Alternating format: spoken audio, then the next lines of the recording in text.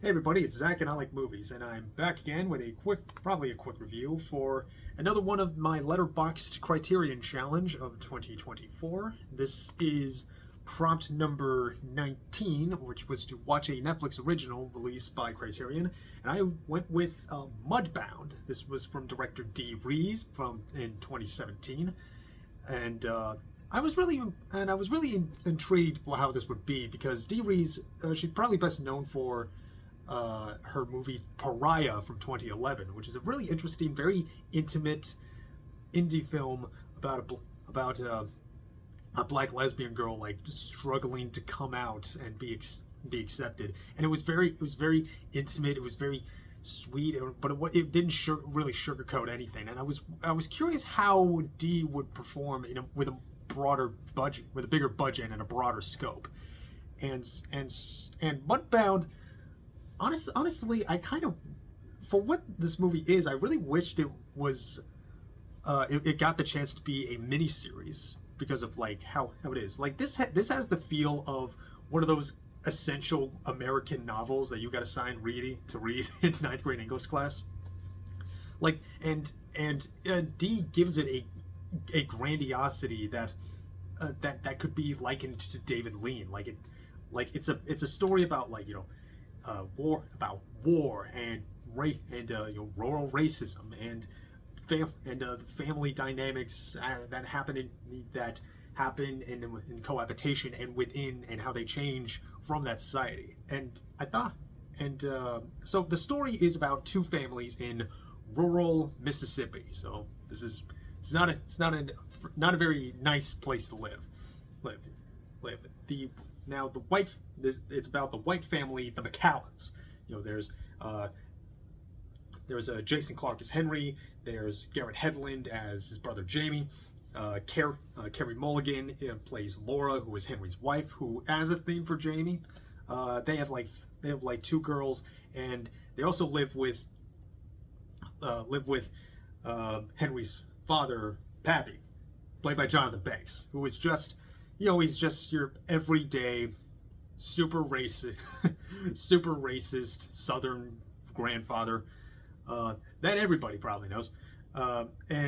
They're a poor farming family, and they move to live near the Jacksons. They're a black family of sharecroppers, and they are Hap, played by Robin Morgan, and Florence, played by Mary J. Blige, who's really unrecognizable. I didn't even notice that was her. And they have a couple of kids. The eldest, played by Jason Mitchell, named Ronzel. And eventually both Ronzel and Jamie, they leave to serve in World War II.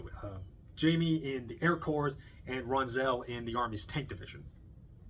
And it's not until both men return home that the movie really gets a lot of juice going. Like the first hour is kind of a slog to get through. It's really slow. There's a lot of not so much build-up, but just episodic, episodic moments of a Hap and Henry kind of having some tension. I honestly thought that it would focus a lot more on the dynamic between Clarke, between Henry and Hap.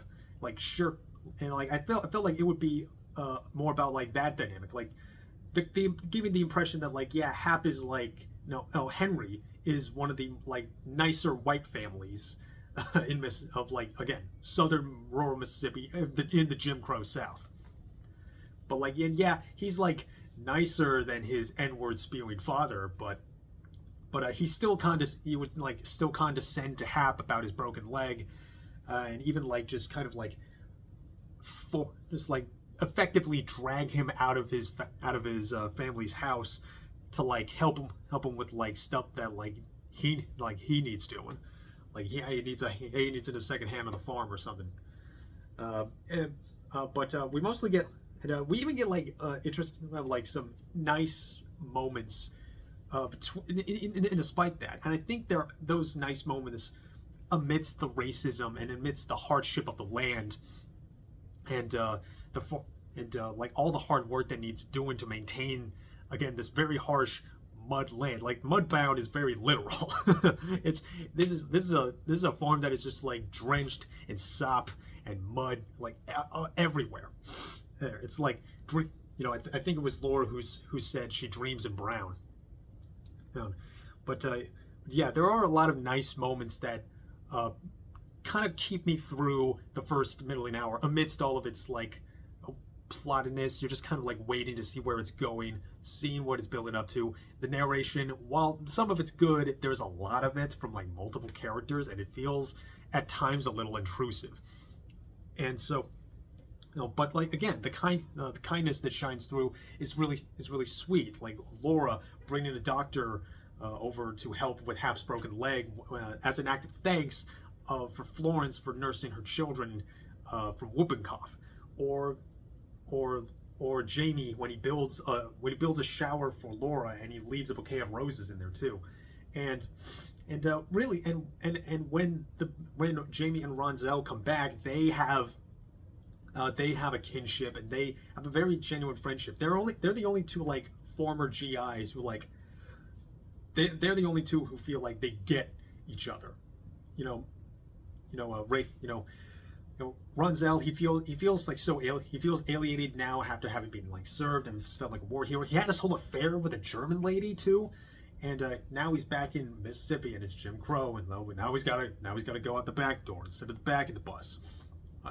And while Jamie similarly, he feels like very belittled by his father for like he's an airman man, but he doesn't know what it feels like to kill a man in front of his like up close, and there's like tension between him and his brother, and the kinship between Jamie and Ronzel is really what this movie's about. Is really what makes this movie worth it, and the way that what the story does build up to. While I do think it is worth getting through the first hour of the climax, the way it climaxes, it's just kind of the same kind of beat that a lot of stories like this never lead up to. There's about the shocking, dehumanizing violence of racism, and it's really the necessity of stories like this and of the time and history that they're taking place. It is kind of that is kind of its own condemnation, and I am tired of seeing these stories of black pain and having these like really talented black actors like constantly just like almost always being used to tell these kinds of stories, especially in parts where the stories and that pain tend to not really have much a deeper message than racism is bad and Jim Crow was an evil that we shouldn't take lightly or ever forget. And it's not that isn't important, but like it gets exhausting after a while. I just kind of want to see, I know even if you are going to tell black history stories, I want to tell ones that like, aren't just so. It's not always this. You know what I mean? I hope I'm. It's just kind of they're just kind of here to like tell like these modern morals about race in old settings,